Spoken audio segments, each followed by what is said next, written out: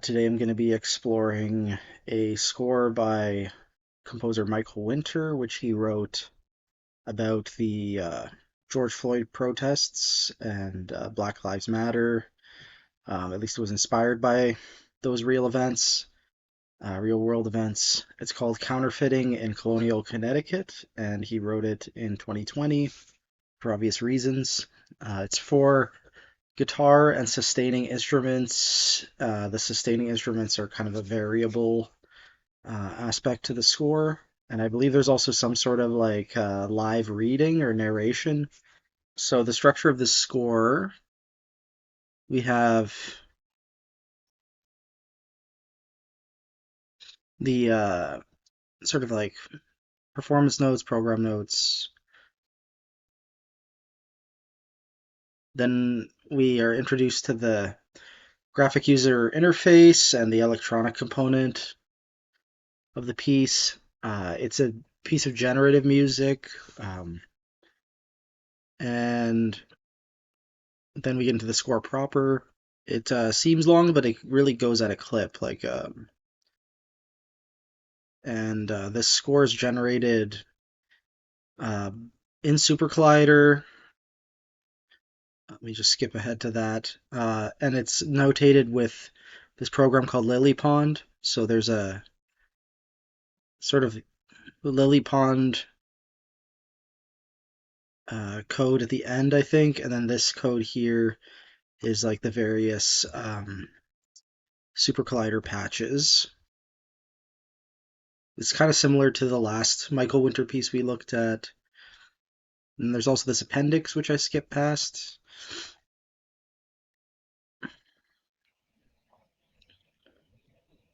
which I believe is what is being read. Excerpts from Counterfeiting in Colonial, Connecticut by Kenneth Scott, reprinted from this link. So this is the document in question, Numismatic Notes and Monographs, number 140, published by the American Numismatic Society, New York, 1957.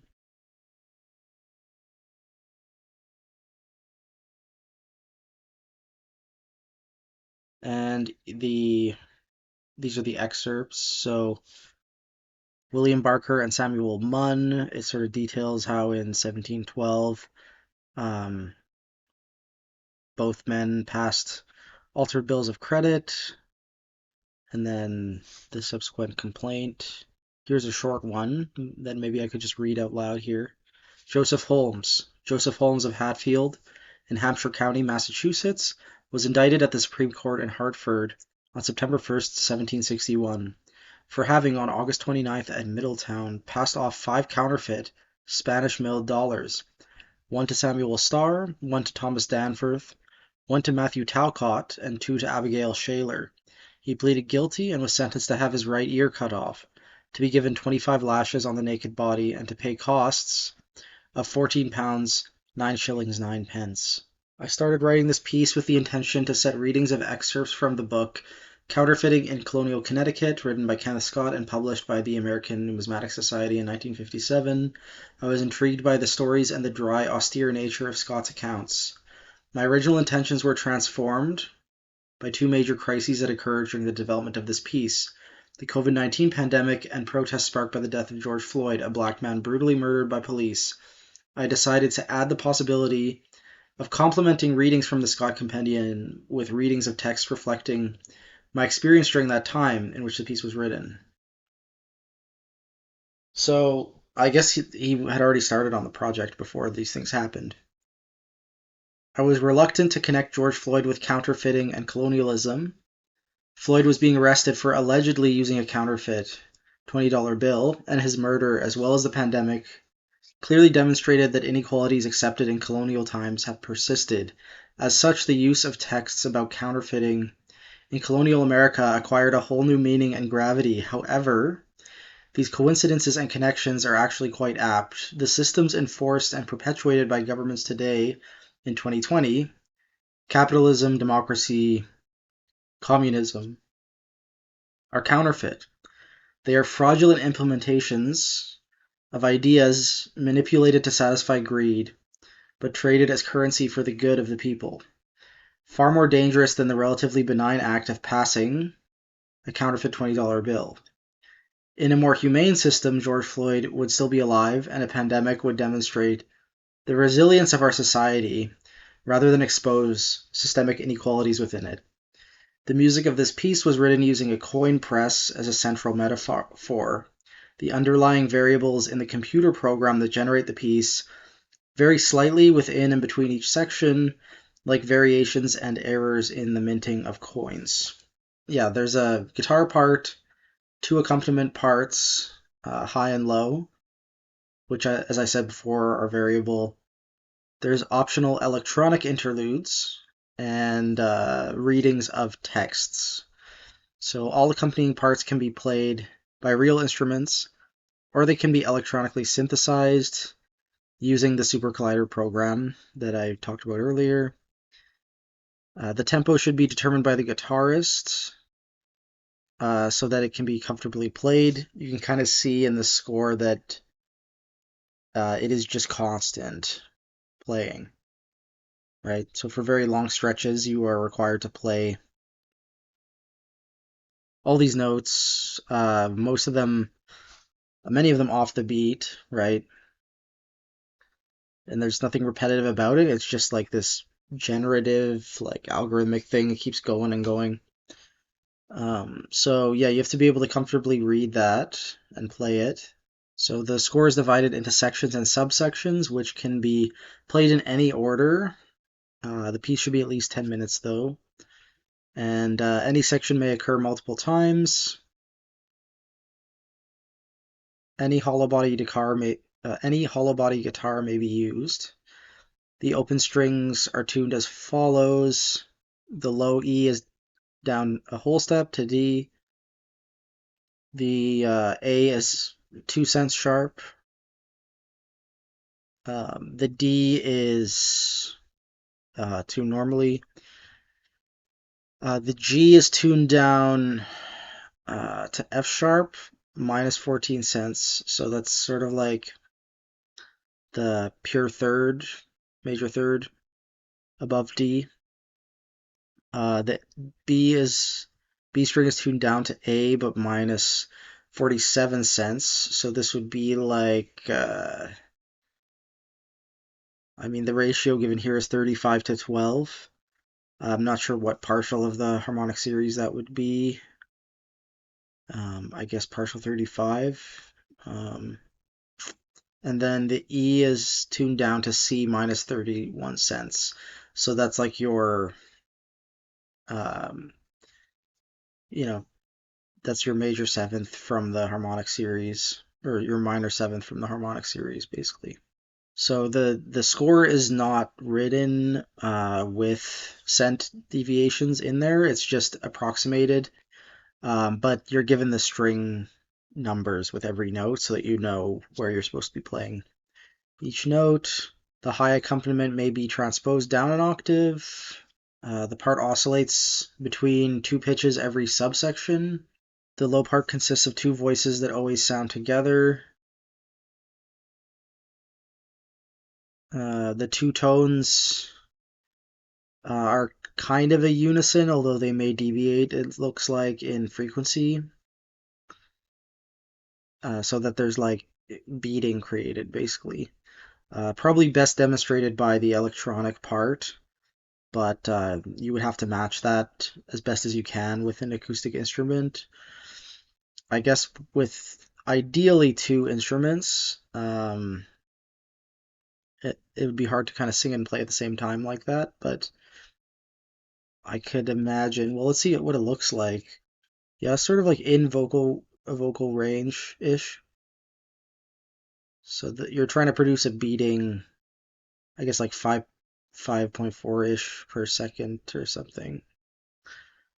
So maybe on a tuba or a euphonium you could play these notes and sing the pitch that's slightly higher.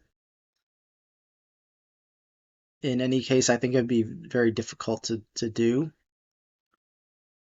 Maybe if you were listening to the electronic part while playing, you could try to match that.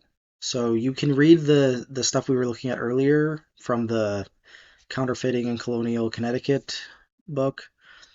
Um, or you could read any other account from the same book. I guess the ones at the in the appendix are just suggested. Also, you should be reading these other texts related to Black Lives Matter. So, for example, you could read the police officer continued to kneel on his neck, even though he was pleading that he could not breathe. 8 minutes and 46 seconds in total. It was so clearly murder. From Mark, email subject: Death drop into Karachi. Have you been following this? So crazy. At first, it was so strange seeming. The crew would land with no gear and be so baffled as to bounce 3 times on the engines before attempting a go around. But look at this insane approach. Suddenly everything makes sense. They hadn't even grabbed the IL's signal, much less got their speed, sync rate, altitude, configuration, etc. under control. By the time the landing gear warning sounded, as heard in ATC audio, it could have been an over-limit warning for any number of factors. Wipe down the seat with disinfectant, mask on properly, don't touch your face. Get through security as fast as possible once you arrive in Atlanta. So yeah, I rather like these. It's actually a really interesting piece, and it seems to be very variable. Like you can really curate it and do what you want with it. Okay, well, that's probably enough about that. Let's have a look at the recording that's available on Michael's website. Okay, link to this recording is in the video description. I'll find the actual SoundCloud link, and yeah, let's have a listen to this and sort of remind ourselves of what it was like in America in 2020. Okay, so I hope you took the time to listen to this recording today. I think this project was, done remotely during the pandemic. This recording doesn't seem to be a live recording, and somewhere on here he says, yeah, recording forthcoming. This is just excerpts of it, so maybe there is a larger recording out somewhere. Um, He has the program notes here again, and actually they are in the recording itself, which I thought was interesting. So the piece is like self-referential. Um, I like that the top voice was taken by a piccolo part, so Gemma Munoz played that. Um, and yeah, the combination of sort of microtonal electric guitar, well, not electric guitar, but maybe steel string guitar and piccolo. I thought that was a really interesting combination, at least in the context of a mastered mixed recording. And then I think some sort of string bass was doing the lower voice, which now that I think of it makes the most sense. I don't think there's a lot of other instruments that could do that easily for long periods of time. So, and the way that it's notated, it's sort of like you let it ring. So I think, yeah, maybe bass, even though it's technically for any sustaining instrument, maybe bass makes the most sense. Yeah, it's kind of interesting. It's like a mostly reading text and is like what takes up most of the piece, but there's also it's interchanged with these really poignant bits of music. I don't quite see the metaphor of like minting coins, um, but I do think that the tone of the music really fits the text being spoken somehow, and it's a very compelling piece. I would like to see more of it. I'd like to see some live performances. And yeah, also the guitarist slash bassist in this performance is Elliot Simpson, I should mention. Yeah, Michael and Mandy Todarian read some of the texts, as did Elliot Simpson. So cool. Um, Let me see what is next. I haven't pulled up the spreadsheet in a while. I actually decided to include that one kind of last minute because I realized I had the score and it wasn't a guitar piece, it's an open instrumentation piece more so. Tomorrow, if I think there is recording online, I'm gonna listen to our first Jordan Noble score. He's a Canadian composer based in Vancouver, I think. Um, so yeah, that'll be a piece from 2019.